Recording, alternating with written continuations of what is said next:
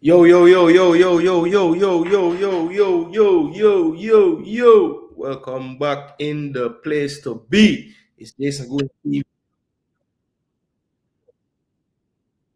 Too many Jason Gooner. All right.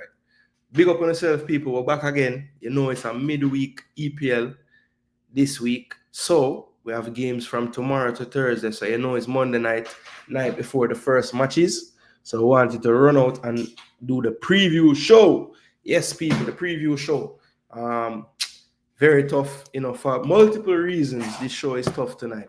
First reason is a EPL show. So that means we have to discuss the team jersey that I'm wearing, which right now I don't really want to. But so it got people, the show must go on. And the second reason, people, if you're a Jamaica fan, you love Jamaica football, I'm sure most of you would have either watched that game or seen the result.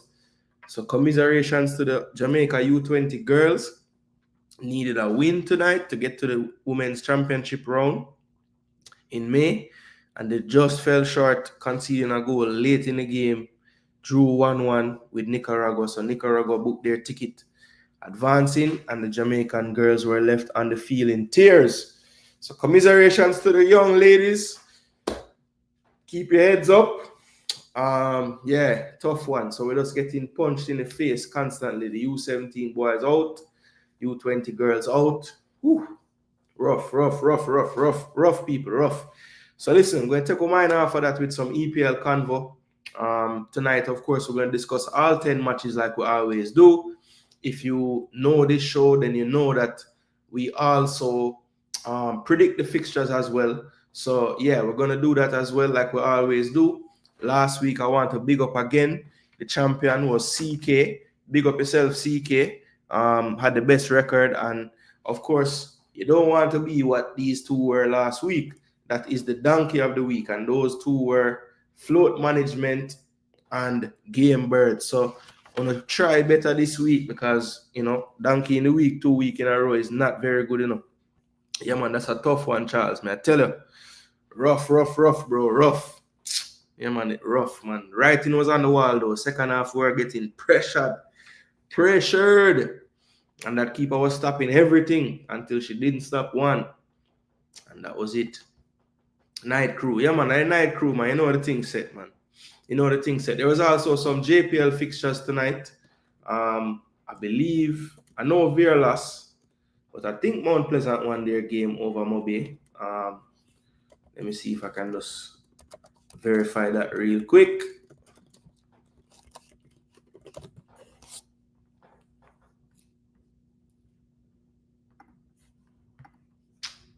This need to lock off,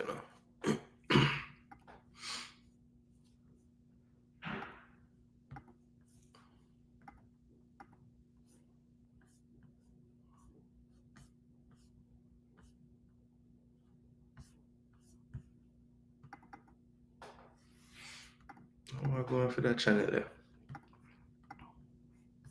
Okay, there we go.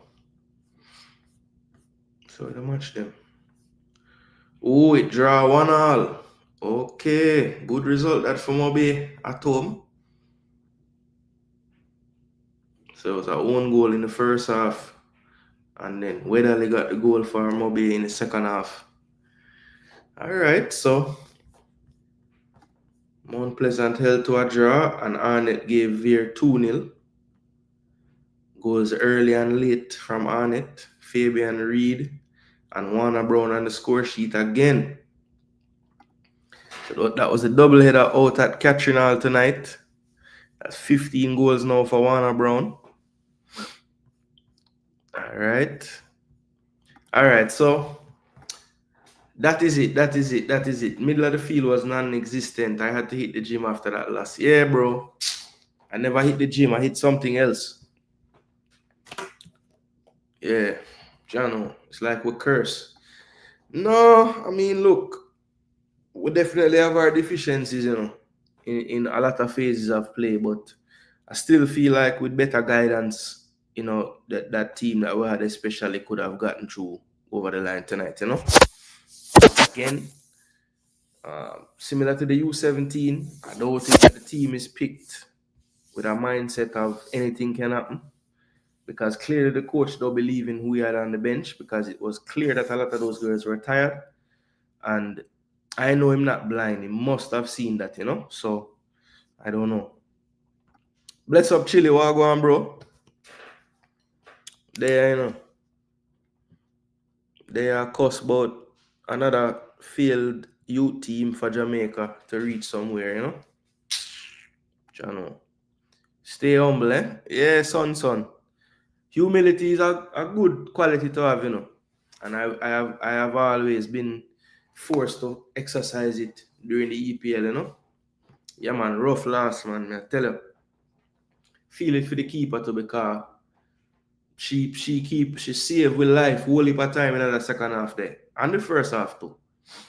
But of course, people gonna see that highlight and say, yo, the keeper sell it and the keeper not good. And so yeah, feel it. Keeper is not a forgiving position, Make one mistake and that could mean you don't reach to the World Cup, Yes, people. So we're not gonna drag out the show, people. We know it's Monday night, so people probably want to get them sleep and everything. People not all built like me, up all hours a night, So let me start getting into the show so that we can basically get through and get all the content out there. All right. So first and foremost, we're on YouTube, people. So like the video. That's the first thing you have to do. Like the damn video. Share the content as well, people. Make people know so we're there. Make people know that the football discussion is active. And hopefully all the people in with their teams want for there for taking in the show. Only one set of fans probably really want to watch the show right now, We all know which set of fans that is, But it is. I'm not gonna tell you all to share it and don't share it myself. So just bear with me, people. I have a few networks so I want to get this out too. So let me put it here so as well for all of those following me here. Yeah, Chili, the same thing I say when I start the video. I say, bro, I'm just glad for have this show for this so I can take my mind off of that. But then I realize what me I gonna start think about here as well, which is no better, I don't really want to talk about EPL right now based on what my team depend. But the show must go on, Chili. You're supposed to show the people how the dedication levels there. Because I'm sure say enough gunners will put out content right now besides the Robbie them, Them man they gone in some hole right now. I'm not even want to talk about them something. But I am, even though I'm a Gunners fan, I guess I don't stay like some fans where them only really watch their team. I literally watch all of the game them because or any game, all the games that I can watch, and the ones I don't watch, I'll make sure I catch the extended and sometimes watch back the full game as well. If if there's incidents I see from the highlights and I want to watch a game. The only thing I kind of wish is that we did have just a little more time. 24 hours is not enough. I feel like if we did have enough time, I watch literally every game. Sometimes I tell some people some game I watch and they must say, yo, you're different than a youth. Usually when I tell them I watch JPL, they must say, what you do? You really love it. I say, yeah, bro. Remember say, them always say that the YouTuber them that follow Jamaican content don't give the EPL a chance. I'm saying, nobody can say that about me, All the other day when the local team a pick and thing, I do my thing and I tell people who would I pick. Like the people them surprised. Like they must say, yo, Jason Gooner know about them player. Brother, I watch everything, brother. And when I can't watch live, I watch highlights. Yeah, man. Alright, people, I send it out around the world. So that is good. All right, so let's get right into it, people. The injury news, the injury news. You know the format of the show. So we talk about the team news. This is for all the people that watch the content, that play, FPL and those things. Or if you just want a little more knowledge to make sure you're making the right picks tonight, definitely you don't want to miss the injury segment. So let's get into it now. So Aston Villa with the team news first. We saw Rodgers leave the pitch a bit early in their last fixture, and he had something to say on both him and Tyrone Miggs ahead of tomorrow's game against Crystal Palace. So Villa traveled to Sellers Park on the back of a win versus Chelsea on Saturday, a game in which the aforementioned pair were substituted. Disasi is available again after he was ineligible to face his parent club, of course. So at least they get a little bit more back on the defensive line. They've been struggling with injuries back there. Pau Torres out currently. We saw Kanza play last week. But when Mings had to leave, Bogard was the one coming on, who is a natural midfielder really, or a fullback. But him and Kamara have been filling in the absence of a lot of these, actual centre backs that been out. So when he was asked about Mings and Rodgers, he said his wishes that he's always showing us is to play. Even when he was telling me on Saturday that he was not good, when I subbed him, he was telling me he could continue playing. He's a very important player for us. The idea is to have subs performing well as well when we are not having every player available to play. One of those is Morgan Rodgers, but in case he's not available for tomorrow, of course, we're going to use another player and believe in our squad to help in the moment we will need them. Yeah, so Villa backline going through some problems. Pau Torres should be returning in the coming weeks, which is a good sign for them. They said they have to wait and see how how Mings is feeling tomorrow. Kanza, after his comeback on Saturday, felt good because, of course, Kanza played his first game back against Chelsea. So you always have to watch when a player come back, play 90 minutes, then have a midweek game. They're definitely going to monitor him. So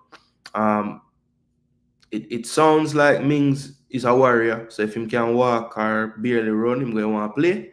And it looks like Rodgers as well will have to be assessed. So it looked like not much given away by Emery in terms of if Rodgers will play, if Mings will play. I think with Kanza back and Disasi back, maybe they'll take their time with Mings due to him having a long-term injury before. And they have reinforcements in the attacking areas as well. We saw Bailey come on and look decent. So, if Rodgers can go the full 90, at least they know they have some players that are on decent form. Like Asensio, Rashford look dangerous as well on the weekend.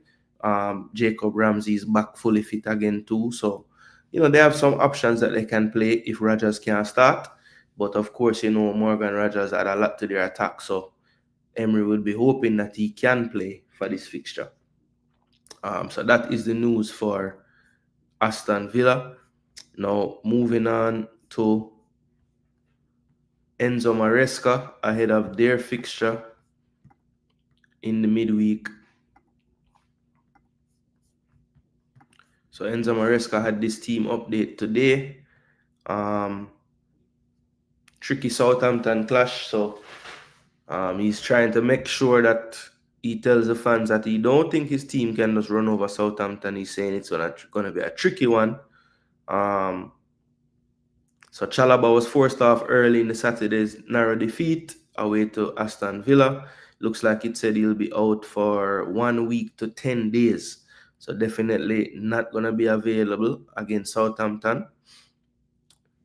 Let's see. Anybody else? What's our improved result is disappointing. Positive, okay. Head coach did, however, express the need for taking the game seriously, not focusing on their position in the table, okay.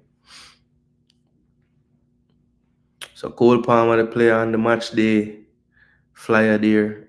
They need him to produce again. been a bit quiet in the goal and assist department of late.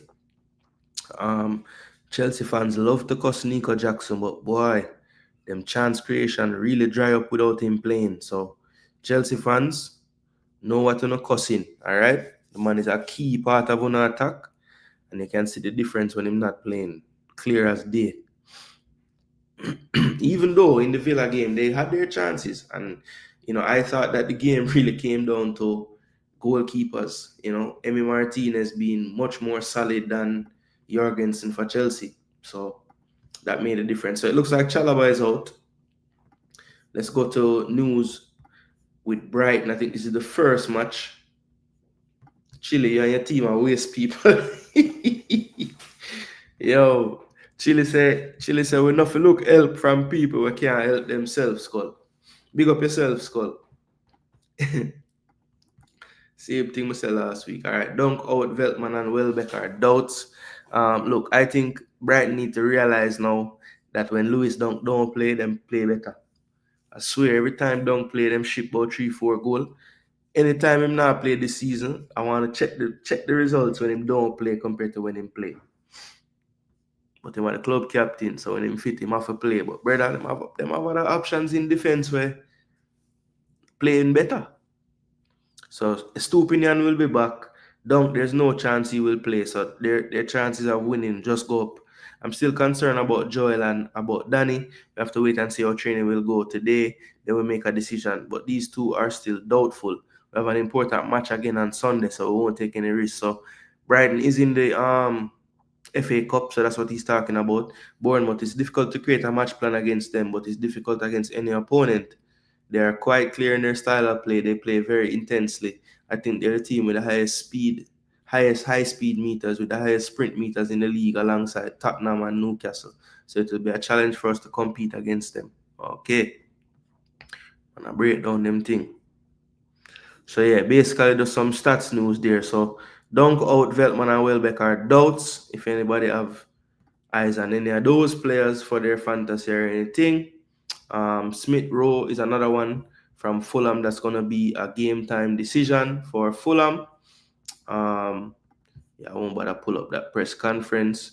Then Bednarik out for the trip to Chelsea, or for the Chelsea trip. And then all the rest of it is kind of older news after that. So yeah, that's kind of the main team news going into the games this week that have come up so far. I know a lot of the games Wednesday and Thursday, maybe that final press conference hasn't happened, so can't get much insight just yet. But yeah, that's kind of the latest team news that we got today.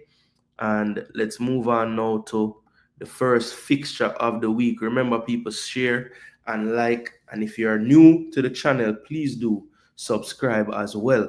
All right, so let's go now to the PL site where we can look at the stats and breakdown and the recent form of the teams. All right, so we have Brighton and Bournemouth. That's the first fixture tomorrow at 2:30, people. 16 hours away, as you can see. Let's look at the stats. All right, so head-to-head stats between the two teams in the Premier League. They have played 11 games and it's completely tied up. So 5 wins for Brighton, 5 for Bournemouth, and 1 draw. This game will be a home game for Brighton. It's going to be at the Amex. Earlier this season, Brighton turned them over at the Vitality 2-1. So Bournemouth will be looking for a bit of revenge as they travel to the Amex. Don't necessarily want to lose both fixtures to Brighton this season. This is the form guide in the league. Of course, there was that shocking 1-0 defeat at home for Bournemouth last week. Red card to Zabarni, so they will have some changes on their backline this week. Brighton, 2 wins on the bounce, a good home win versus Chelsea, 3-0, and then a 4-0 victory away from home at Southampton last week. Bournemouth had that 3-1 win away to Southampton before the loss, and then they lost to Liverpool 2-0. Thought they played well in the game though. Nottingham Forest, they had a big win, biggest of the season, a 5-0 win at home, and they beat Newcastle 4-1 away. So they have had really good form apart from that last game, to be honest. I thought they played well, even though they lost against Liverpool in that game. Brighton, on the other hand, had a slight wobble, losing to Everton at home, then going to Forest and picking up 7. But they bounced back very well, scoring 7 goals in their last 2 and conceding none. So going into this game, you'd have to say Brighton on some decent form, but that 7-0 is not so far away. And, Nottingham Forest, I think, is another team that the coach failed to mention there when he said Tottenham and Newcastle for sprinting and highest sprint metrics and stuff. So, I would put Bournemouth in that similar vein, and you saw what Forest was able to do to them in that fixture. Now, that was away from home, and this is at the Amex, so that might change things just a bit, but I don't think Bournemouth really cares where they're playing. As a matter of fact, sometimes away from home, they are very dangerous as well. So I think this game is a tough one to call. Both teams not that far apart in the table, ninth and sixth, not separated by that many points. Bournemouth have the slight edge in goals per match, 1.69 to 1.62. But Bournemouth definitely the stingy of the two defenses, 1.15 to 1.46. But oddly, Brighton has 7 clean sheets to Bournemouth 6. Chances created per match pretty close, 2.12 to 2.04. I really do feel like these teams are pretty evenly matched, to be honest. And on the day, it's just about who imposes their will more. Brighton do have a way of coming with wave and wave of attack when they're really on it. And I think they also have a very good transition game when they're at their peak, with the likes of Mitoma and Minte on the wings, and very good approach play from the likes of João Pedro and Ruta. So that front four can cause damage. And I think similarly, Bournemouth have the same thing. Evan Nielsen is actually back fit, so he's available to be picked. Don't know if he'll start. Dango has done really well in his absence, scoring a lot of goals in that striker role, and they have, a very good set of, attacking midfielders and wingers to add to that attack as well. Semenyo, Tavernier, Kluivert, Brooks has been playing well this season. Christie been doing well in the midfield. So, I think these two teams, like I said, evenly matched. It's going to be a tough one to call. I think this is one of the games that I think a split opinion in the pickers as well. I don't think there's going to be like a definite choice. You can see here, these are the top stats for both teams. Kluivert leading the way with 11 goals, and João Pedro has 6 assists. But you can see Kluivert and Tavernier both with 5 assists. So, it comes from a lot of different sources for Bournemouth. It could be Semenyo on the day, it could be Kluivert, it could be Dango, it could be Evan Nielsen back from injury. So Brighton, though, on the other hand, I don't think Danny Welbeck will be able to start. But to be honest, if João Pedro plays with the type of level that we saw in the last game for Brighton when they won 4-0, I don't think Danny's absence will be felt so much or as much. And Ruta, as I said, has been filling in. Once João Pedro ain't playing, he's playing where João Pedro would play. Once Welbeck ain't playing, he's playing where Welbeck would play. So he's proven to be a really valuable piece to this squad. Now, with all that being said, people, it's time to pick the winner of this game. So for me, I'm going to go with... It's tough.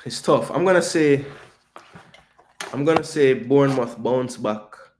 I know they'll make a change on the back line. It'll probably be Senesi in for Zabarni, but I think they'll be able to get through it. They still have their left back and right back there. Still have their attacking players, their midfield. So I know Brighton has looked good the last few games, but I don't believe that the way they looked against Southampton is enough to convince me. And that Chelsea game as well, I just feel like similar to how Newcastle had Arsenal's ticket, for whatever reason, Brighton have Chelsea ticket this season.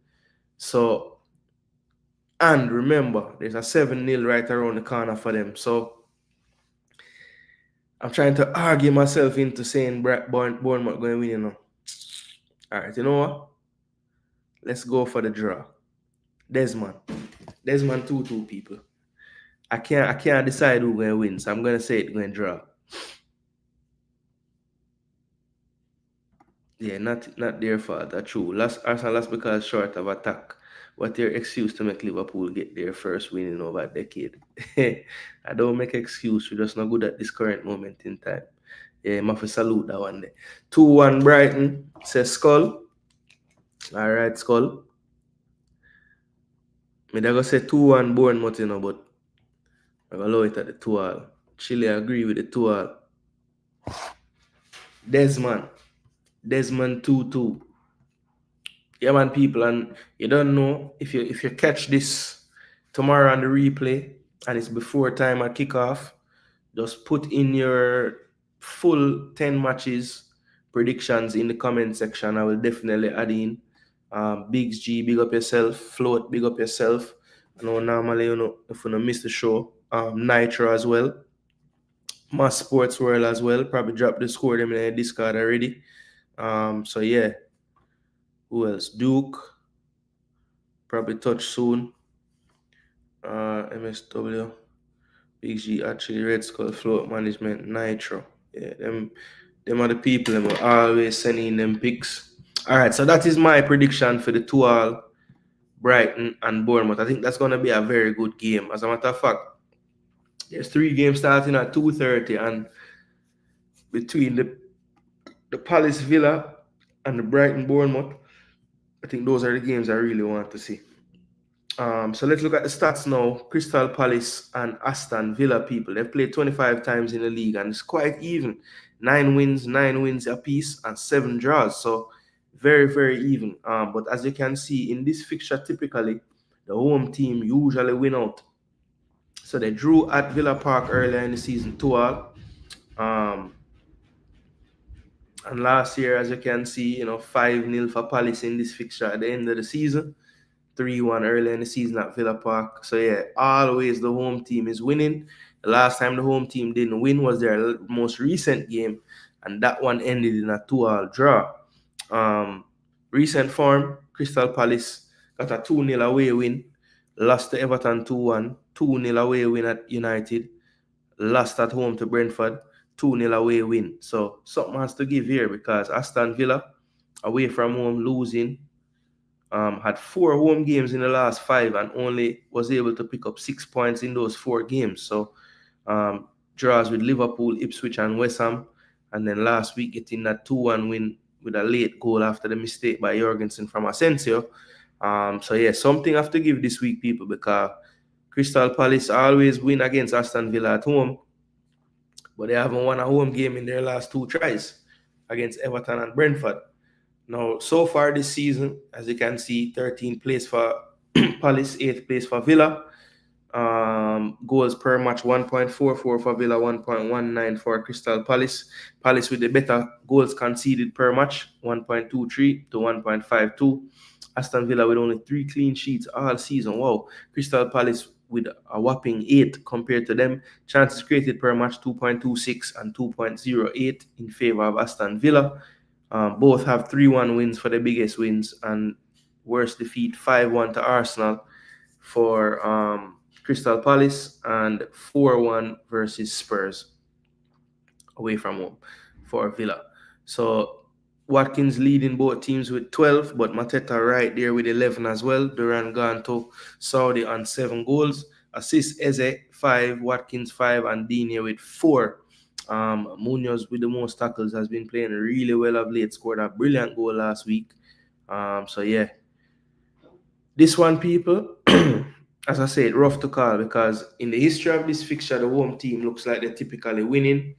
But I don't know, man. I don't know why I'm feeling like the Desmond is the scorer of the week, because I see this playing out very similar to Villa Park with a 2-2 as well.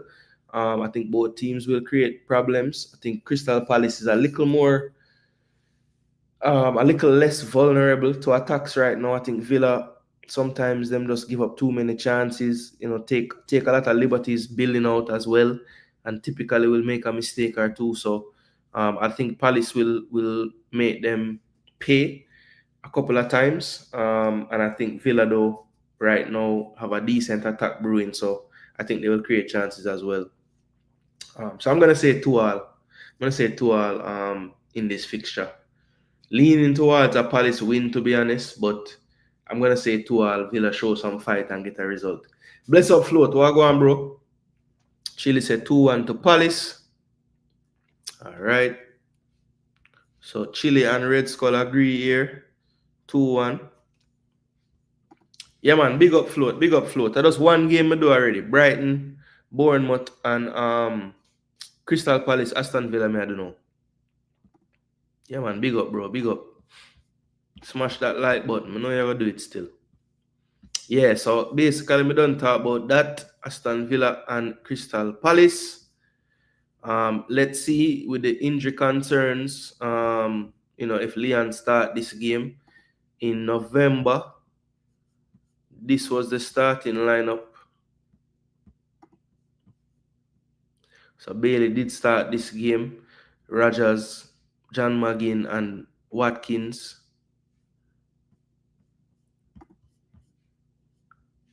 Oh, Ross Barkley were the 6. Couldn't remember who were the 6.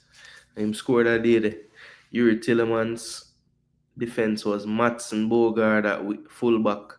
Carlos no longer there. Torres injured. And then Ali Watkins up front. So yeah, with Rogers being a doubt to start, Asensio just started and played 90 minutes. So, I don't know if he's been playing that much football, where he's coming from on loan. I don't think he was playing consistent 90 minutes, So maybe they give him a rest. And Bailey did look lively in his cameo against Chelsea. So maybe that gave the coach a little bit of confidence that he's finding some type of form again. So I wouldn't be surprised if you see Bailey start this game, actually. Especially with the load coming up with the FA Cup and then next week going right into the Champions League. Yeah, first game was Brighton Bournemouth, second game Palace Villa. Big up in our coach. Yeah, man. Touch of class.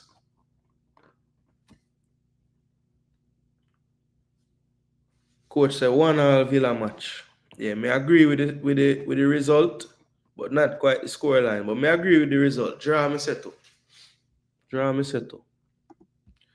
I say a draw as well, coach. All right, so moving right along. Last game at 2:30 tomorrow. Gonna be Wolves hosting Fulham.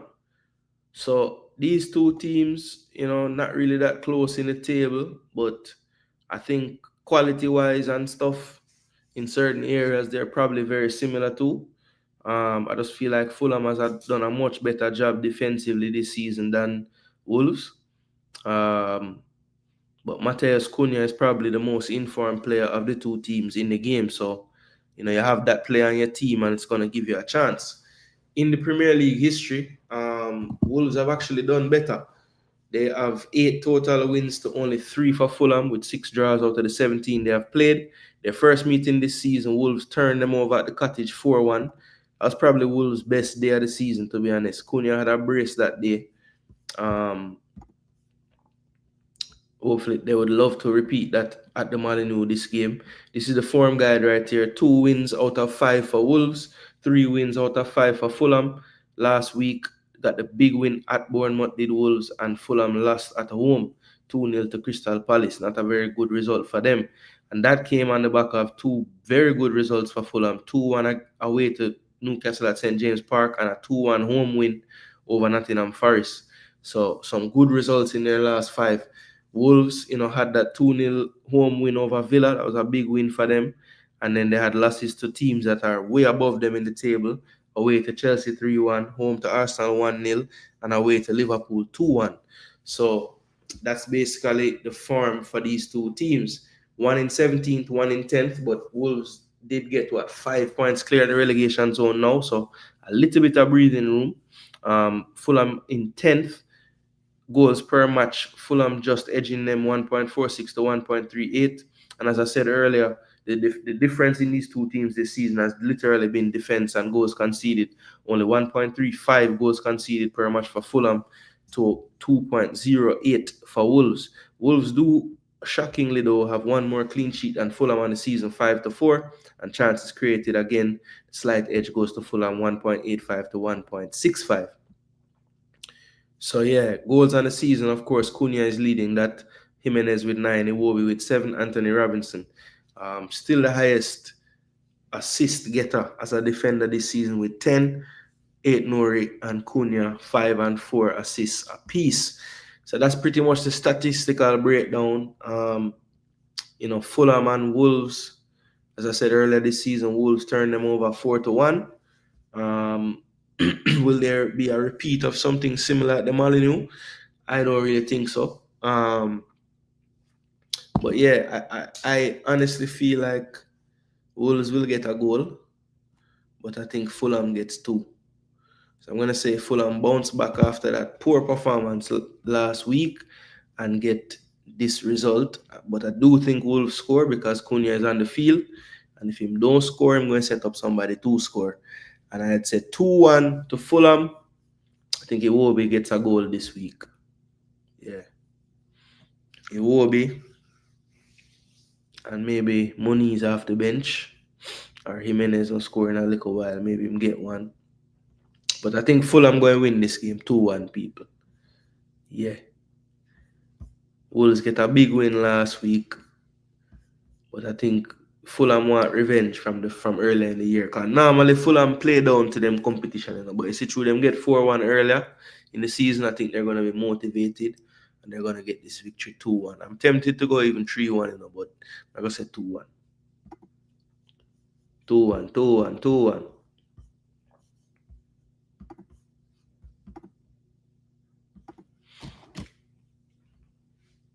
Pristine, up full, you know. Yeah, man, up full, bro. MF, big up, brother. Big up, big up, big up. A while I'm gonna see you, bro. Big up yourself. Float said 2-1 to Bournemouth. Alright. Coach said 1-0 to Wolves. So coach said back-to-back 1-0s for Wolves, you know. 2-1 Villa said float. Right. 2-1 Brighton. Okay. So get coach picks them so far. Bless up MF. Yeah, man. You'll never walk alone. I know, brother. I know. That ring off in my ears. Big up Jason subscribers. What did I miss? Well, Pristine, we're up on the third game now. We just done talk about the Wolves Fulham game. You missed the Brighton Bournemouth game, Crystal Palace Aston Villa, and the Wolves Fulham game. Yeah. Skull said 2-1 to Fulham as well. So Skull liking the 2-1s this week. Actually said 1-1. I was thinking that. Yeah, man, when I see a road play, even though I haven't been everywhere on the YouTube like one time lately, still, because if I have free time, I'm probably doing content. So yeah, it's been a little bit rough, but I don't really see so many shows going on at night time again. Like the man might take a break. Raul Jimenez is a surprise this season. He's 33 and still doing well. Yeah, I mean, he has really. You could see towards the end of last season like he was finding back something, but I'm surprised how it been running this season for him. Bless up Jesus. I say Blaugrana. Yo, Spanish league hot. Not coming like Premier League with them dead title race by February. Spanish league, if you sneeze, you pass aside. Barca and Real Madrid on the same points, and Atletico they're 1 point behind. Mad. Pristine said 3-1 Fulham.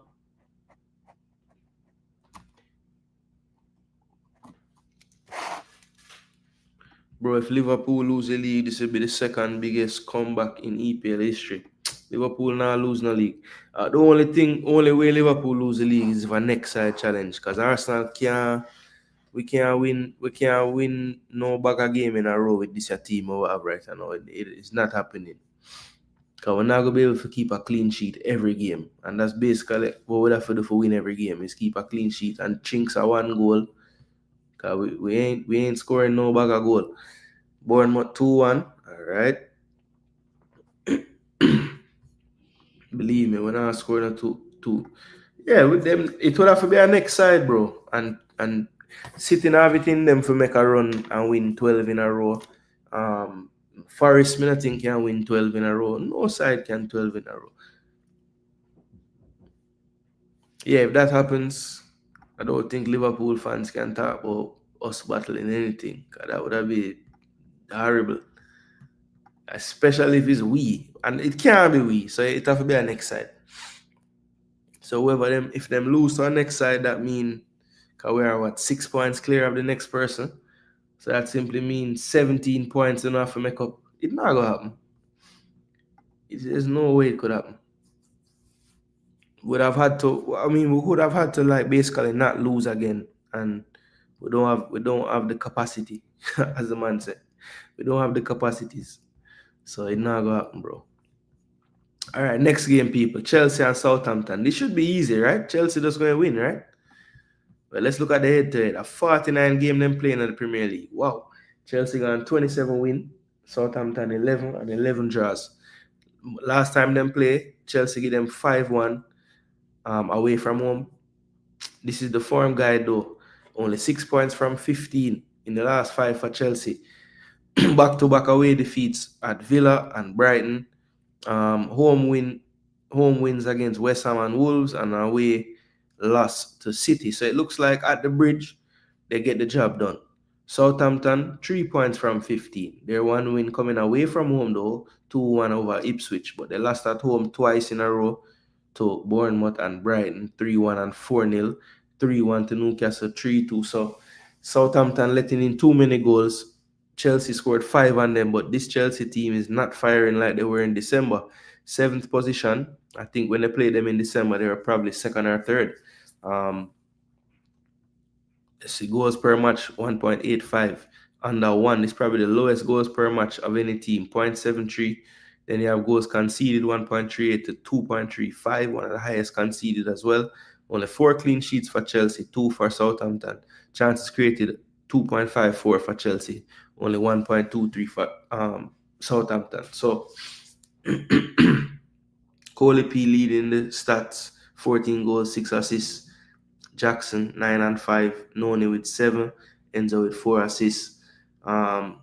Look, Chelsea is wobbling right now. I can see that, right? But I just don't think that they're gonna wobble so much against this Southampton team. I don't trust them to keep a clean sheet though, so Southampton probably get the odd goal. But I'm gonna say they win this one 3-1. So I'm gonna go 3-1 to Chelsea. I think, it's time for them to have a decent little performance, and I think with their recent form, getting to play Southampton at home right now is like perfect. And I think they will get the job done. It might be scary for a little bit, but in the end, I think they win comfortably 3-1. I've been saying if we stay injury-free, we win the league. Yeah, you guys have not gotten some of the major injuries like the other teams, so yeah. I know you have had some injuries, but I think there are ones that you could cope with, And it hasn't been like a multiple injury setup like some other teams. This is just as bad as thinking Isak is coming to Arsenal. 2-0 Chelsea, says Skull. All right. I'm not trust them keeper for keep no clean sheet though. 3-1 Chelsea as well. Bless up, Diddy. Big up yourself, bro. Up full. Pristine said 3-1 Chelsea as well. So I like the scoreline I'm gonna pick. All right. Cool, no? Yeah, bro. All right, so Chelsea, Southampton, I spend so much time on it because I just don't think, what Southampton really have to play for, when the going gets tough, will they really, I don't know. But I think Chelsea need this win and they will get it. So 3-1 Chelsea, I say. Chelsea fans gonna get for smile for a week. All right, Brentford and Everton, 2 of the more informed teams, honestly, in the league right now.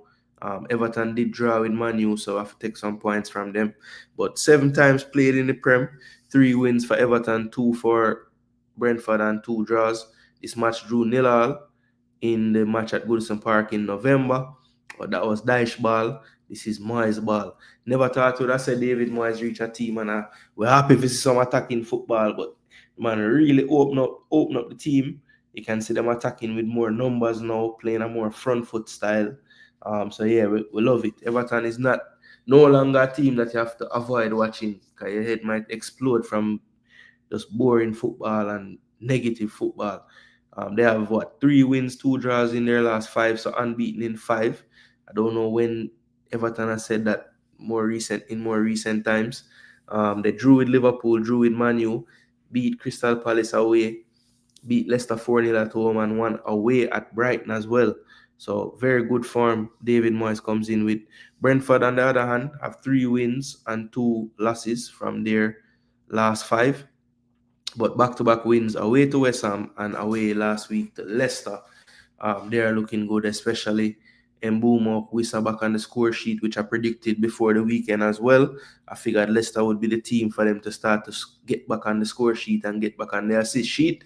Brentford and Everton close to each other in the table. 11th position for Brentford, 14th for Everton. Average goals per match, 1.81 for Brentford, 1.12 for Everton. But Everton more stingy in defense, 1.27 to 1.62.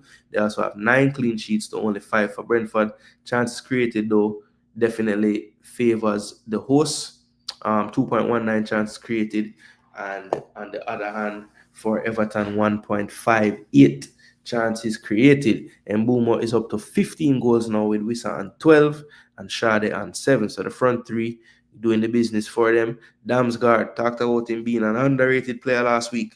He supplied 1, or I think it was it 2 goals? I think he had 2 assists last week, maybe 1 though. I know it was 1 as he flicked the ball through to Wissa for the first goal. Yeah, very good player, underrated I think, but definitely fits into this coach system very well. Always at the heart of most of their attacks, the one that starts the attack, usually finished off by Mbeumo or Wissa or Shade. So, yeah, Brentford taking on Everton. It's a tough one to call, people, because I just like Everton fighting spirit right now. But I don't know if the fighting spirit going to be enough. They haven't lost a game in their last 5. Brentford, we saw last week where Brentford had I think Brentford started Pinnock. Started out rough for them early. Leicester was kind of pressuring them and thing, but once they got that first goal, they really took over the game and thought it was a solid performance from Brentford. Now, can they duplicate that against Everton?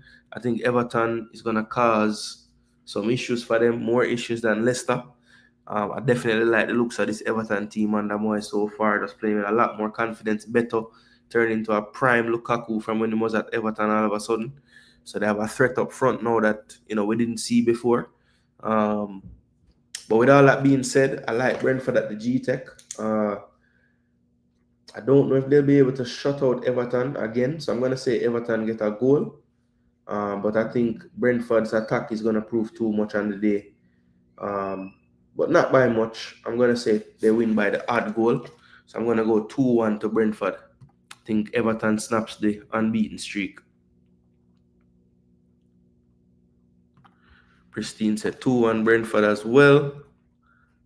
All right, can't say a teeth it because I write it already. Everton 2-0. I don't know why people don't want a teeth it from me, Come like, more get the blowout donkey every week. Float management said 2-1 to Fulham. So I'm write it in the right column there. 2-1 Everton says Skull. So people saying more is going to turn him over.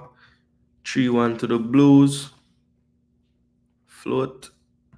And 2-1 Brentford as well as me. 1-0 Everton say coach. What you say for Chelsea Southampton? What you say for Chelsea Southampton, Richard? Richie, let me know. All right, so Brentford, Everton, that is it. So that's all actually that's the first Wednesday fixture. Second fixture on Wednesday now. These are all at 2:30 kickoff. You see the station it will be on in the United States. Man United versus Ipswich, people. So this one should be lopsided. 5 wins to 2 wins for Ipswich and 4 draws. Many of these games would have been played way back in the early 2000s and late 90s and stuff. But the most recent fixture was a 1-1 result at Portman Road for Ipswich. Good result for them. Man United lately at home been having their trouble. They lost 2-0 to Crystal Palace. They lost 3-1 to Brighton at home. Their only win in the last 5 was a good 1-0 away performance against Fulham. And they got a draw at Goodison last weekend with a 2-2. Of course, giving up making a good comeback, I should say. Looked like they were dead in the water there. But once they got that first goal, they were the better team and probably deserved to draw the game at the end. Then Ipswich, only 1 draw. So 1 point from 15.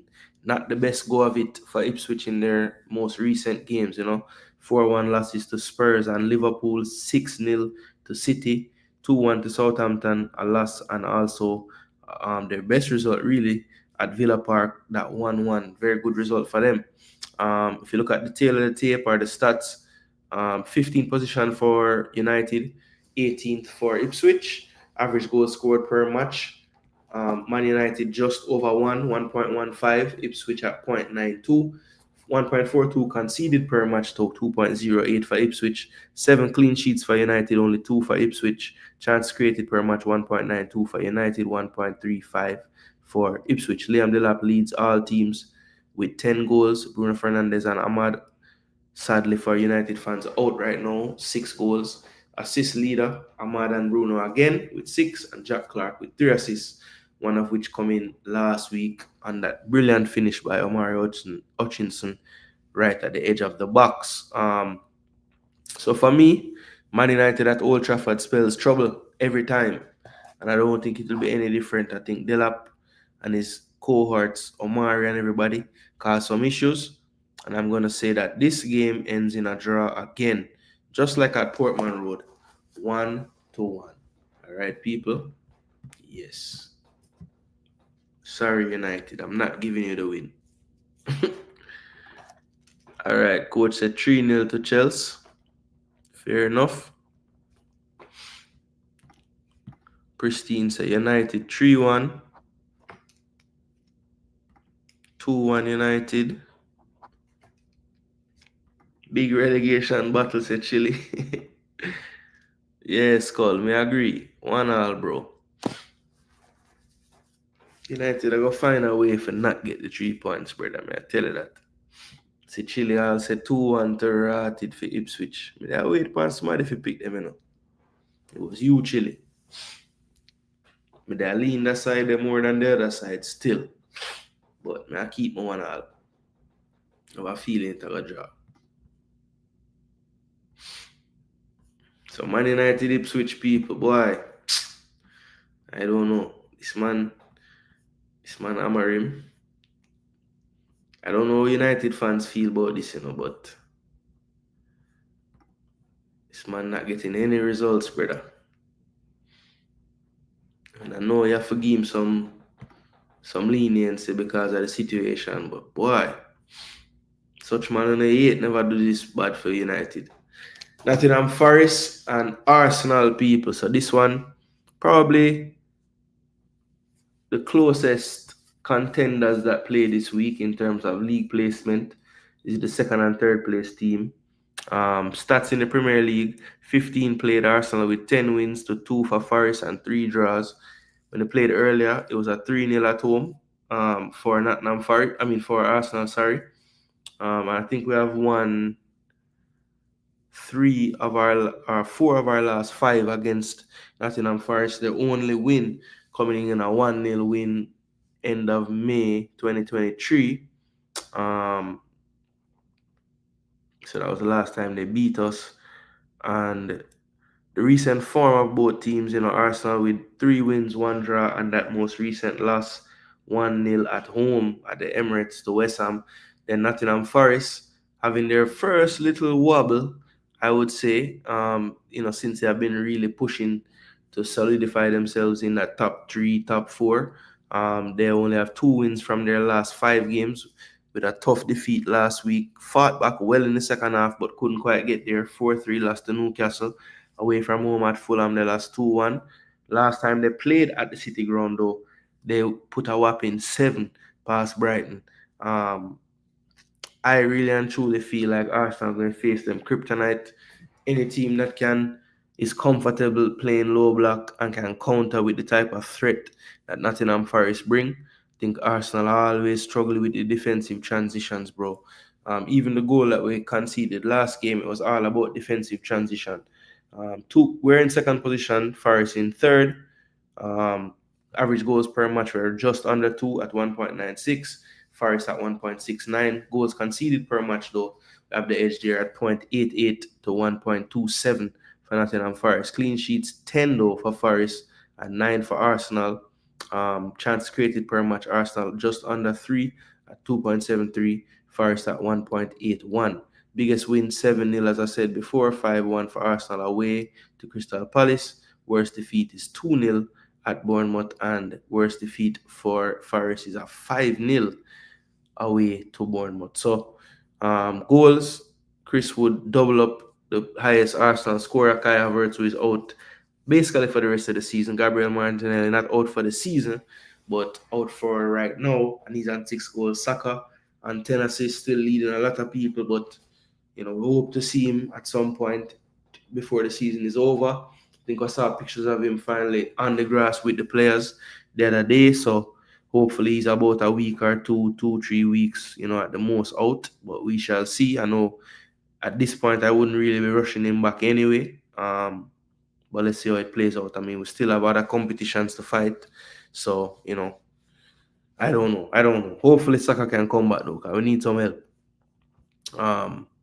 So yeah, this game, look people, I think this is going to be the first time in the history of this show that I'm actually going to predict Arsenal to lose. And I'm not going to pick with my heart. I'm going to pick with my brain. And we don't have the firepower to win this game. Best we can get a draw if we draw 0-0. But I just think that counter-attack will kill we. The pace and the break, they're bound to split us out, man. Wood going to get a chance or maybe a few. And if you give more than one, he'll probably score. So, yeah, I'm going to say because we are the way we are, we ain't going to create enough. We ain't going to do enough. So I'm going to say Arsenal, like it was 1. Arsenal 0, Nottingham Forest 2. Never thought I would do this, people, but I just somehow feel, honestly. Float say 1-0 to Ipswich, all right. Spurs, Man United, and West Ham should all be relegated. If Amorim make it to next Christmas, it's a miracle. Pristine say Arsenal 2-1. What a history this, people. May I go against my side. This game trick, attackers versus defense. Sneaky 2 Arsenal. Oh, a sneaky 2-1 Arsenal. Why? Red Skull, me know you're not pick against your side. Forest, on my side too, but me I pick against them, brother, because them are going to lose. I swear. I don't see how we win. Hot chili 1-1. Yeah, that's, to me, at best, we get a draw. That's the best case scenario. All right, loser City. Oh, Train said Red Card FC. 1-0 Forest, say Richard. No, man, we have to be realistic, people. We don't have the capacity. We don't have the capacity. Yeah, 2-0, bro. We not score. You think Nottingham that good at Arsenal? I think you mean as Arsenal. No, it's not that. Look, right now in the current state we're in, I don't think we're gonna beat them, bro, because we don't have the capacities. We don't have what you need to put a threat on a team. And how we're going to score on them, I don't see how we're going to score on them, bro. 2-1 Gunners. Look, I'm wrong, I put a big fat X side of the score there, but bro, I'm just being honest, man. I don't see it. We don't have any injured players coming back this week. So it's gonna be the same set of people. Bro, we play Leicester for 80 minutes odd. We play where's a set piece. But Float, see from where last score a set piece, Float. Like the narrative, people still call with that, but we're not scoring a set piece for a while now. If we're scoring set piece, I'm gonna give you a 1, yes. But we're not even doing that of late. So I tell you the truth. I don't see it though, people. I just don't see it, bro. Listen, again, we play Leicester for 80 minutes, right? Marino come on and everybody, oh, Marino, new striker, blah, blah, blah. But for 80 minutes, we couldn't score. Then we play West Ham. Brother, you know how bad Leicester and West Ham defense is this season? Them two teams. So now we are play a team with a half-decent defense, even though them get bagged up last week by Newcastle. But Newcastle just blitz them. Newcastle just blitzed them. So that was crazy. Even the second half, Newcastle couldn't do nothing to them. So I don't know what happened in that first half, but Newcastle just have them ticket for that little stretch there. But overall, Nottingham Forest pretty stingy, bro. And we play two defense were leaky, bad, and we barely create chance. Barely. So how can I say we're going to go Nottingham Forest and go create chance and score goal? And I just don't see it, bro. Because as I said, we don't have nobody entering who hasn't been playing before. So who is going to make this difference? I just don't see it, bro. So I have to be honest with myself. Remember, I want to win the picks, you know. So I can't just, yeah. Oh gosh. Through my own only Gunners jerseys for teams in the EPL. That don't mean we have to pick them in another game, yeah. At least Skull there, so Skull can still hold it down for the Gunners them, you know. Yeah, man, I've been there, Skull. I've been there, but when you get a little older, you get a little wiser, you know. Still my team, you know. But me have doubts. Right now, me have doubts. And the doubts are clear to see. Set piece dry up, but it can return this week. But I hope so. But facts me attack. You see it? Newcastle actually have something called attackers. Exactly. Exactly. It's that simple. Know what talking about, but don't think NF will play with low blocks.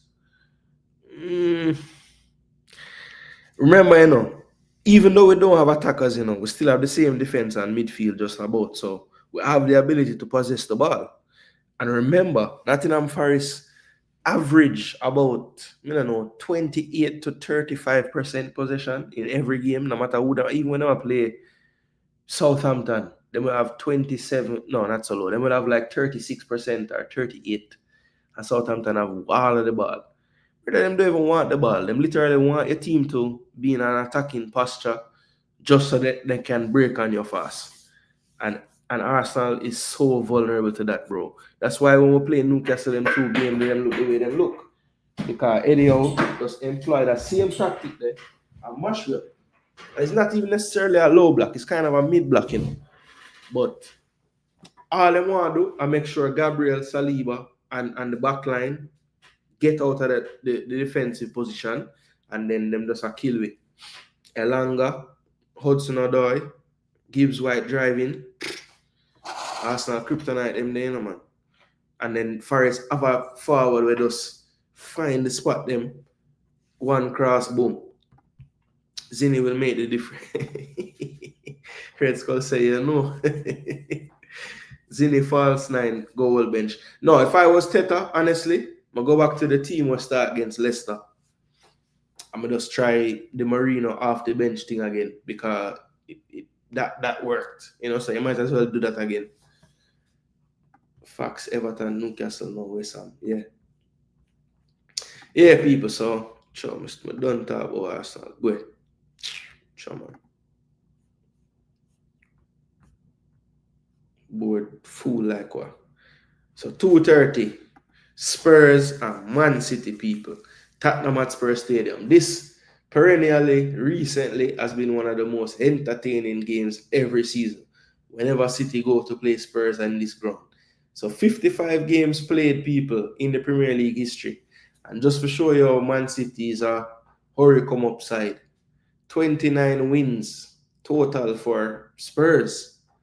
18 wins for Cities. All these years of dominance, and still look at Spurs in the Premier League head-to-head. 8 draws out of the 55. Recent meetings, so 4-0. They got spanked at the Etihad in November. Last year, 2-0. 3-all in one game, 1-0, 4-2. So it looked like the exciting ones are usually at the Etihad. And the Spurs one, them usually lame. But this year, with the defenses doing what they've been doing, I would almost venture to say that even though since Vicario forward back, they've been very stingy. Only one conceded from 3. 3 wins on the bounce. 2-0 away to Brentford, 1-0 at home to United, 4-1 away last week to Ipswich. Man City, 3 wins and 2 losses, just like Spurs. But their losses came last week and the week before last, but a 4-0 win at home against Newcastle, in between losses to Liverpool and Arsenal, the first and second teams in the league. They have also beaten Chelsea and Ipswich in that 5. Spurs losses came at home to Leicester 2-1, terrible loss, and then away to Everton 3-2 as well. They're in 12th position is Spurs, Man City in 4th. Goals per match, Spurs actually have the slight edge, 2.04 to 2, and goals conceded, City have the slight edge, 1.42 to 1.46. Both teams have 6 clean sheets. City may create a few more chances a game, 2.5 to 2.23 2.23 for Tottenham. Then Haaland with 19, Brennan Johnson 9, Maddison 9 assists now for Son, 7 assists for Savinho, and 6 for Kevin De Bruyne in his limited game time. So for me, this one is another tricky one, I think, because I just worry about Man City psyche at this point. I mean, they do have the FA Cup on the weekend, so they still have a trophy they can try to get to, but they're out of the Champions League. Pretty much, I'd say they're out of the Premier League race, of course, by now. It's just a matter of the motivation. It's sometimes would always wonder, like, how does Pep motivate his team after winning 3 in a row? They've done everything. I think this is going to be the true measure of how well Pep can motivate them, because they're not in the running to win anything in this league anymore. So can he get them up for these games? Let's see. We're going to find out. Look, I have to give credit to Spurs, though, of late. I think Vicario back in goal has really helped them out a lot. They do still concede some chances here and there, but Vicario a very good shot stopper, and they have needed him on a few occasions since his return. And as I said, they have gone from shipping goals left, right, and center to keeping 2 clean sheets, and also only giving up that 1 goal last week, which was a wonder strike, really, not wonder strike, but a really good finish from Omari Hutchinson. Don't think the keeper could have saved that one. So I'm going to give the edge actually to Tottenham in this game, honestly, because I just feel like they're getting healthy at a good time. I don't think Man City is fully back everywhere they'd want to be. I think last week we saw him start both wingers. I've always been calling for Doku and Savinho to start, but after seeing that performance, I kind of see why maybe Pep doesn't always do it, because the defense line is just not as sturdy as it once was. Vardiol has been a shell of himself defensively this season. Ake, you can tell he's not quite fully fit, but he's the fittest of the lot, so he's playing.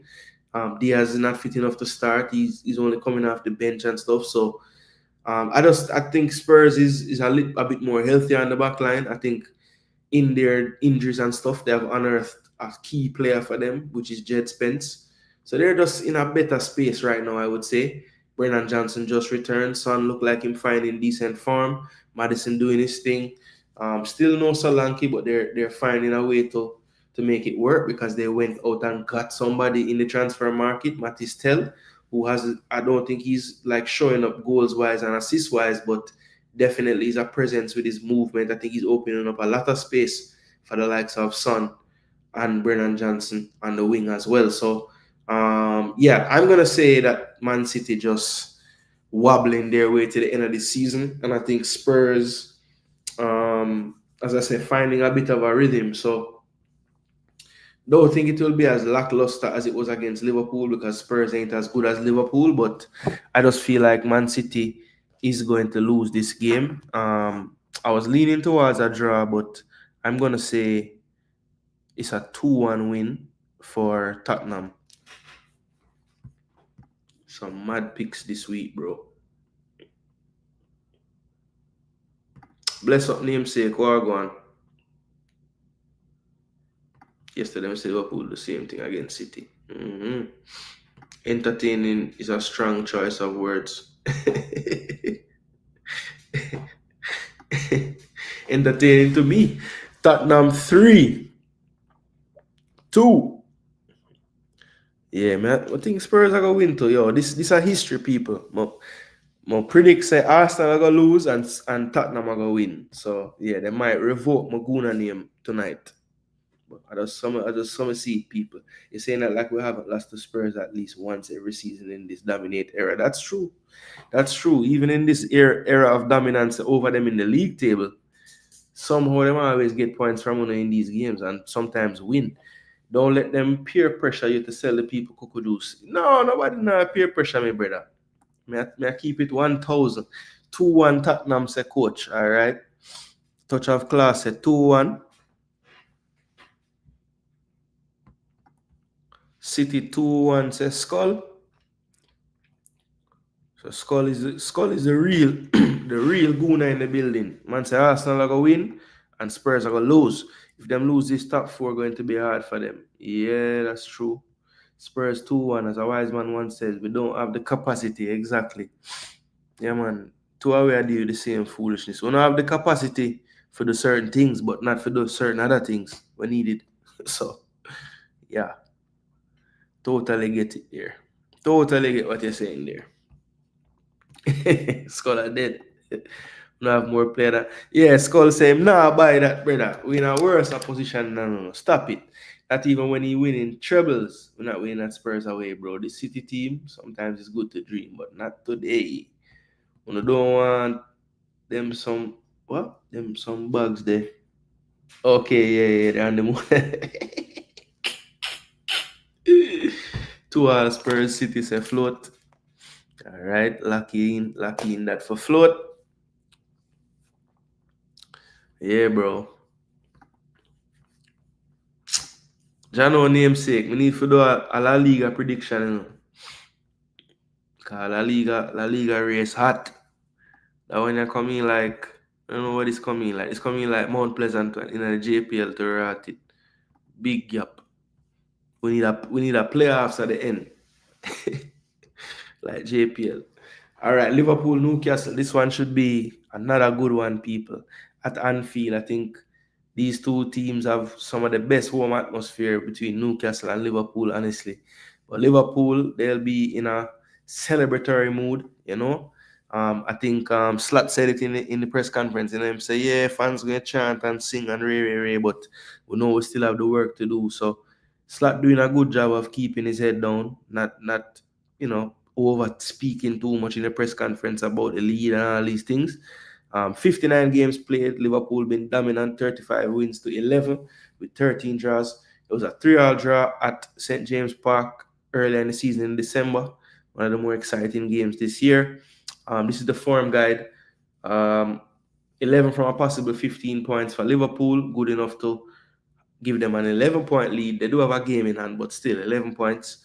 Newcastle, 2 wins and 3 losses in their last 5, but big win last week, 4-3. Taylor 2 halves, really. And I think Eddie Howe said, you know, he saw the best of us and the worst of us today. The problem for Eddie Howe, I think, in the league, for whatever reason, that's been happening too frequently, where we see good spells from them in games and then they play poorly for the rest of the game or for a long stretch of the game. So consistency really been the problem. And to be honest, when you talk about consistency, the model for that this season has been the team on the left right here, Liverpool. Like, 1 loss in 27 games in the Prem is serious work. So first position, they have 2.37 goals per match, so they definitely score the goals. 1.77 for Newcastle, one of the higher in the league, but not near Liverpool.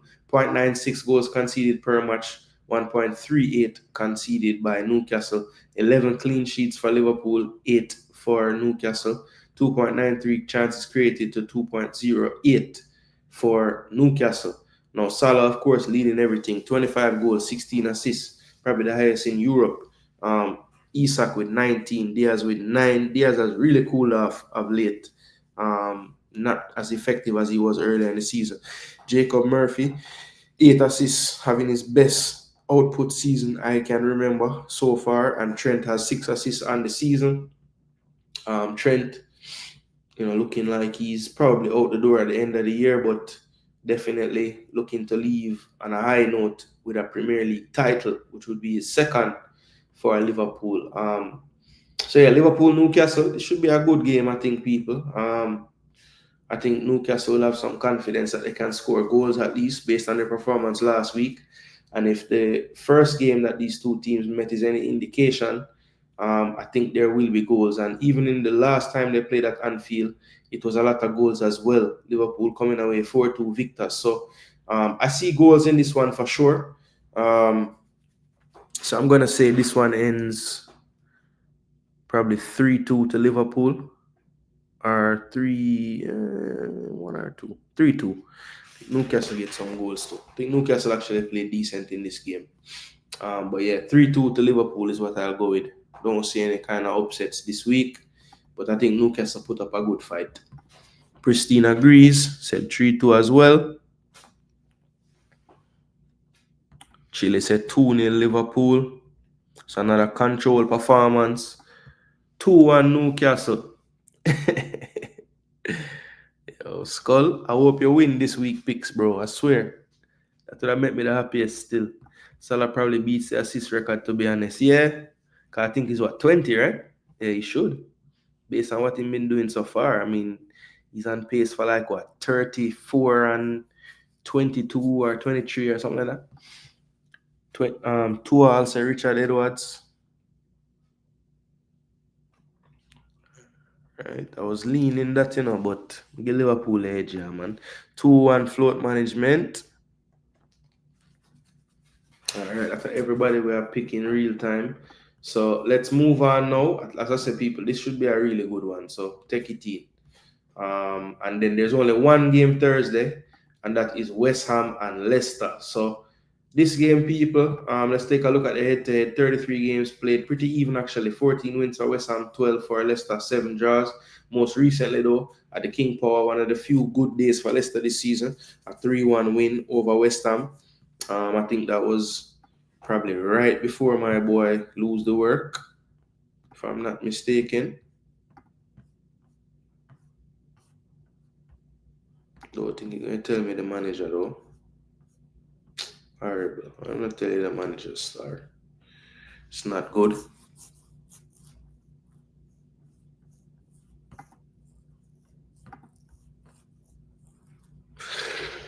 That's not good.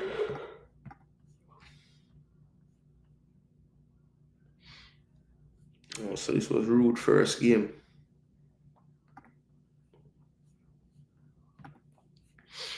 So yeah, stats for the season though. Oh my day. There we go. So recent form. Big win last week. First win in 5. I mean, make it even worse. Arsenal lose to them, brother. Only one draw out of the last 4 before them face Arsenal and win 1-0. Leicester, 3 losses on the bounce, conceding 10 goals, scoring none. So they are really, their last 4 losses have been all defeats where they haven't scored. The one time them score a goal, them win. 2-1 against Spurs away. Every other game them lose. 3 at home, 1 away. No goals scored, 12 goals conceded. Not a good look. West Ham, at least in their losses, have been pretty stingy, only giving up 1 goal, clean sheet against Arsenal, 2-1 loss to Chelsea, 1-1 with Villa, and a 2-0 loss to Crystal Palace. So West Ham under Potter, not shipping as many goals as earlier in the season. They're in 16th position right now, probably pretty safe at this point, especially with Leicester, Southampton, and Ipswich all struggling to gain points anywhere. 1.15 goals scored for West Ham, 0.96 for Leicester, 1.81 conceded to 2.27, 5 clean sheets for West Ham, 1 for Leicester. Chances created per match, Leicester have a slight edge there, 1.46 to 1.42. Jared Bowen just back from injury, back in the goals. He leads both teams with 7 goals and 4 assists. Vardy also on 7, Ndidi and 4 assists, and Souček 5 goals and Vardy with 3 assists. So that's pretty much it for the statistical breakdown, the form guide, what teams have been doing lately. Look, I don't really trust West Ham as far as I can throw them, but in this particular game against this particular Leicester team, boy, I don't see it, brother. I don't see how them lose. You know what I mean? West Ham getting healthy up front as well. Bowen is back. Evan Ferguson came in on loan, so they have a little bit more options in attack at least. And I think the defense has been playing better of late. So I'm going to say a 2-0 win for West Ham. They get another clean sheet. 2 wins on the bounce for Potter. Give him some vibes. Yeah, people. So that's pretty much all 10 fixtures, people. So let me check in with the comments right quick. If we get a clean sheet against Newcastle, I think Liverpool will also.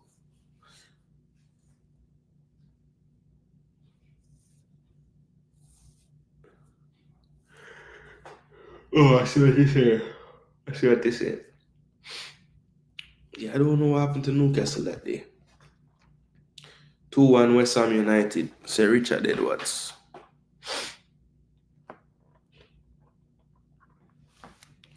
I think the way Newcastle attack, I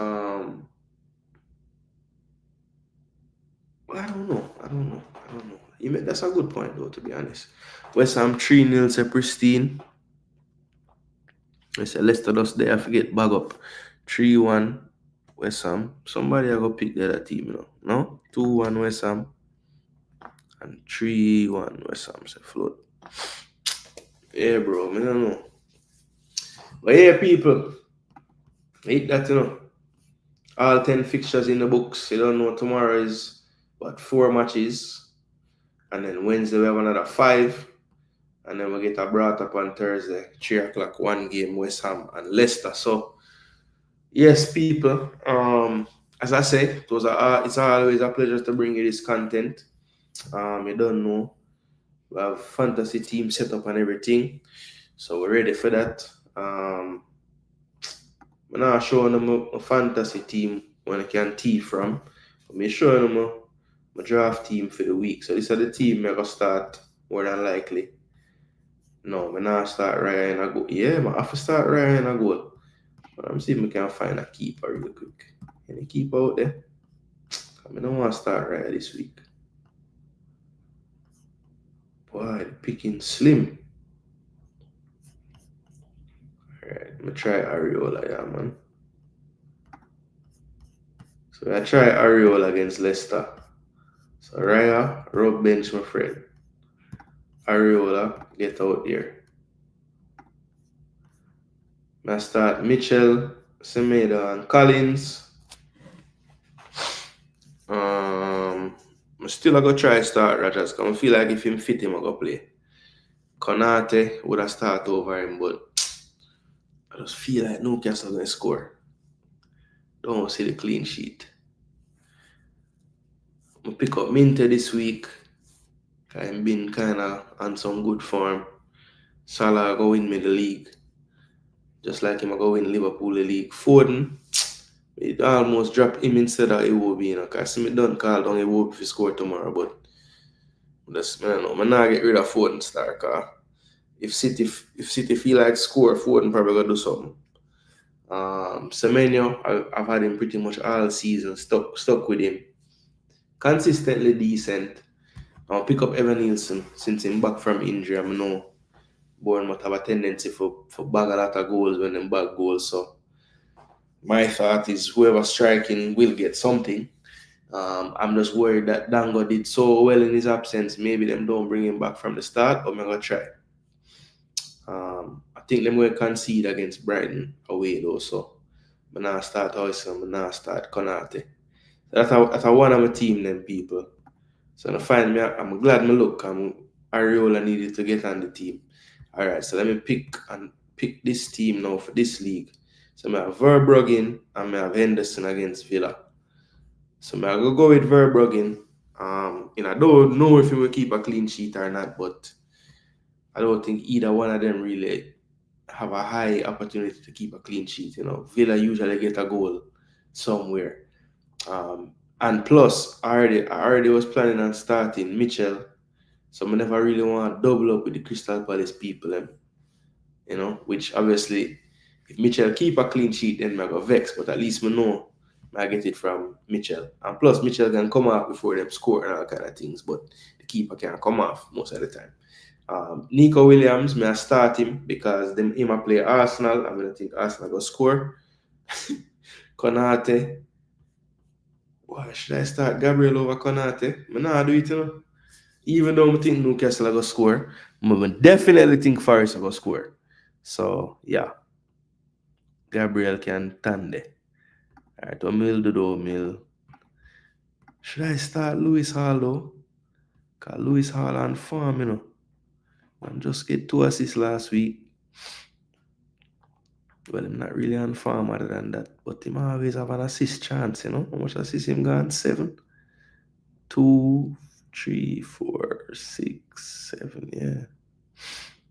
Clean sheet them dry up though. No clean sheet in the last 5 after getting 1, 2, 3, 4, 5 out of 6. Rough. I don't think him going to get the bag of assist like this time. Salah side him depend, so how much him gonna really get for push? Gabriel, I'm gonna put Muniz up there, so I never get rid of Iwobi. See if I can get the next player. I'm really midfielders. Madison Dede. Chano Hudson Odoi too. Ooh.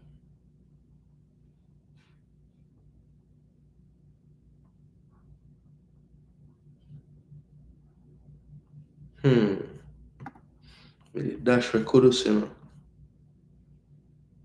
But Kudus no score or assist in about 10 games or 9. Last time the man scored week 17. 3 goals him gone, that's it. Damn. Kudus struggling, boy.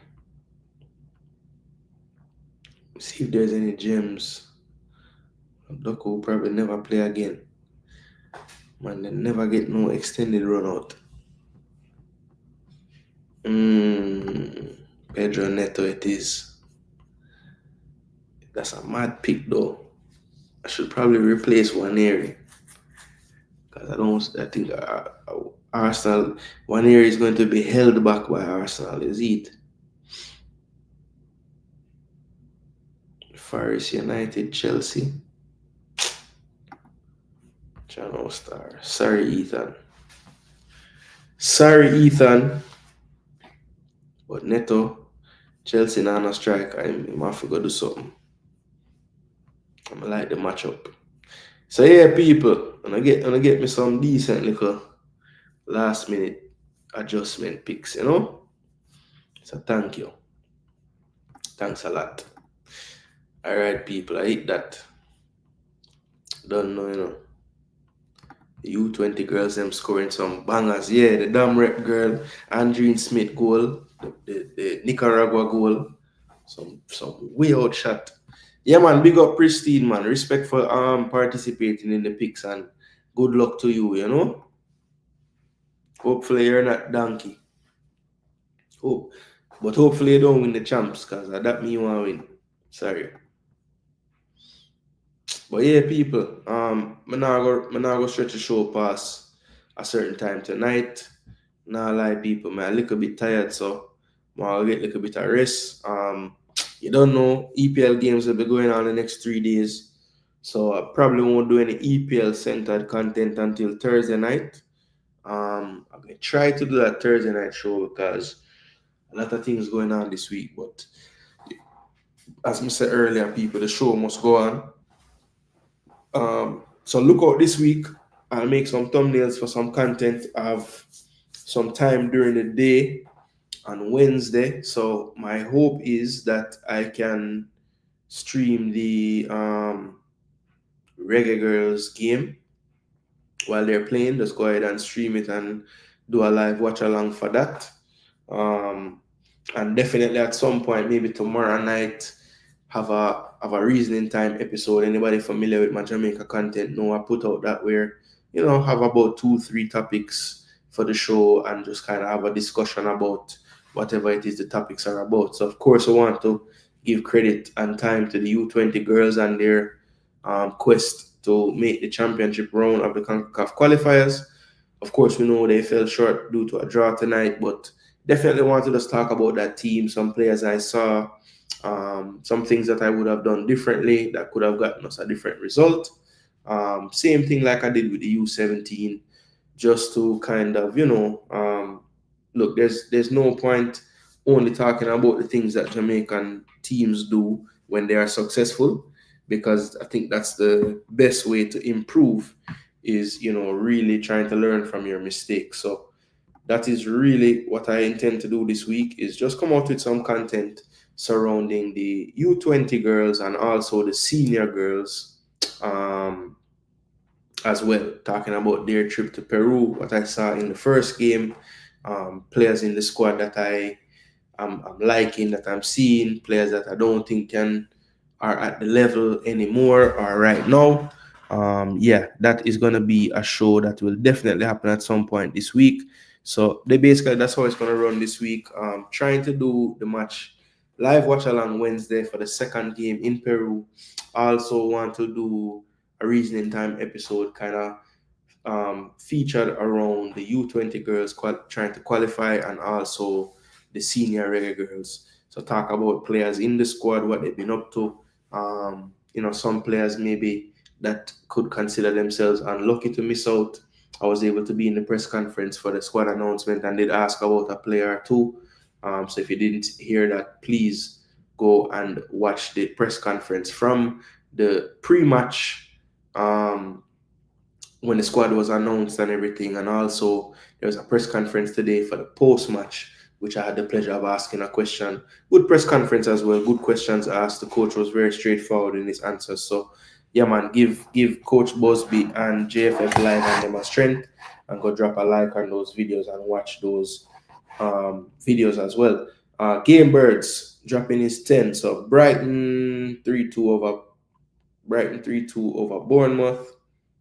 Palace 2-1 over Villa. Fulham and Wolves 2-all. Chelsea 2-1 over Southampton. Brentford 2-0 over Everton. Spurs 3-1 over City. Man U 2-1 over Ipswich.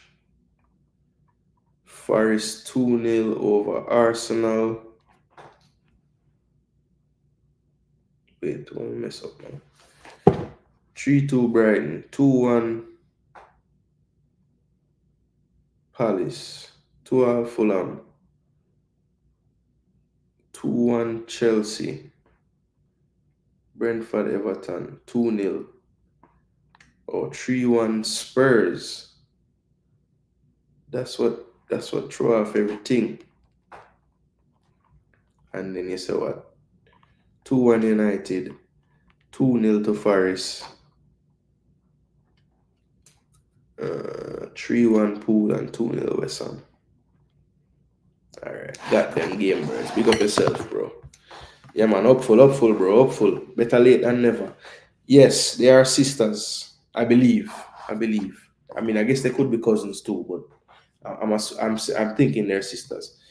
Float management, they need to show that to the men's team. If you don't shoot, you don't score. Yeah, man, hope my brother. Hopefully, I have some better luck this week, you know? You don't want to get them thing the 2 weeks in a row. So, people, big up on yourself, you know? We're not itch. As I say, I get some rest, recharge the battery them. You don't know, this week we're up forward with some more content. So, just look out for the thumbnails, turn on the bell notifications. I'll try my best to share it in all my networks as well. But, yeah. Yeah, man, you get it, bro. So, if you never know people, this is what Game Bird's referring to, you know? Float management and Game Bird star, Jaja. Donkey of the week, you know? Rough. It rough. So float. Game Birds, don't let it happen again this week. See? This was the standings for the champ. CK, big up yourself, one of the members of the channel, always showing support.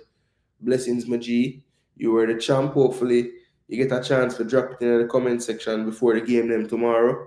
But know you have a notification them on, so you see that we did a video tonight eventually. And hopefully you can get your pick seen. See? We say different settings this week. Yeah, Game Birds. Every week a new week, you know. That's one thing was nice about this, you know. It's not like Premier League where you have to go look on the table again and try to go up. yeah, man, I just a fresh table. So maybe next year I have to do that way. 3 point for a win. Or I don't know it would have work, but yeah, I figure out a way to make it an ongoing thing, just like the Premier League. But yeah, we live and we learn, people. We improve. See? So we are gonna get there, people. But big up on yourself, as I said, people. I'm gonna step, you know. Thanks for all the support on the stream as usual. Make sure on your way out you like the video if you haven't already. Definitely drop a share and definitely share it around to some folks. Let's get some more subscribers to the channel. They don't know this is a place where football is over everything. Yeah, we might dive into some other things off the field, blah blah blah. But for the most part, people, statistics, analysis, football, that is what this channel is all about, people. So thanks for the support again. Thanks for letting me know that people actually do want to talk about football on YouTube. That is great. And yeah, until next time, people, as I said, next time you see me, it will be some more Jamaican centered content. We have to definitely discuss the U20 competition that we just dropped out of. We also have to discuss this girls camp in Peru. So the next show will definitely be heavily towards the girls, give them their credit. We'll have the tactical pads and everything to try to discuss what went wrong. And yeah, so I forgot put in some work now between now and tomorrow. Load up all the player them in the tactical pad between the team them. Yeah, because we're definitely going to highlight Nicaragua, Jamaica game that we just saw, and definitely talk a little bit on the Peru and Jamaica game that they played on Sunday as well. So big up, people. As I said, next time you see me, we're gonna talk about reggae girls. Yes, people, reggae girls. So get ready. All right, people, big up on yourself. Thanks so much for the support. I am Jason Gooner.